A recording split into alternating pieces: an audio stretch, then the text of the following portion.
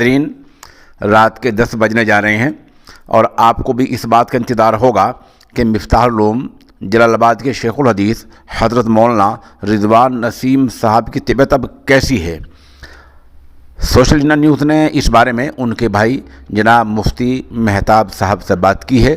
مفتی مہتاب صاحب کا ایک ویڈیو بیان ہم نے منگایا ہے، وہ آپ کو پیش کیے دیتے ہیں اور آپ کو بتلا دیں کہ حضرت مولانا رضوان نسیم صاحب پہلے سے بنسبت بہت اچھے ہیں اور میرٹھ ایک ہسپتال میں آپ داخل ہیں، اور ان کے بھائی نے اس وقت کے بارے میں یعنی رات کے 10 بجے جو کچھ سوشل انڈیا نیوز کو بتایا ہے اس کو آپ بھی سنیں۔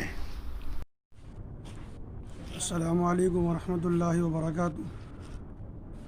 تمام حضرات کو یہ اطلاع دی جاتی ہے کہ ماشاءاللہ حضرت مولانا محمد رضوان نسیم صاحب شیخ الحدیث جامعہ مفتاح العلوم جلال آباد کا آپریشن اللہ کے شکر سے کامیاب ہو گیا ہے۔ یہ تمام حضرات کی دعاؤں کا نتیجہ ہے۔ ابھی ڈاکٹر سے مکمل طور پر بات نہیں ہو پائی ہے اور اس لیے آپ حضرات سے مزید دعا کی درخواست ہے۔ السلام علیکم ورحمۃ اللہ وبرکاتہ۔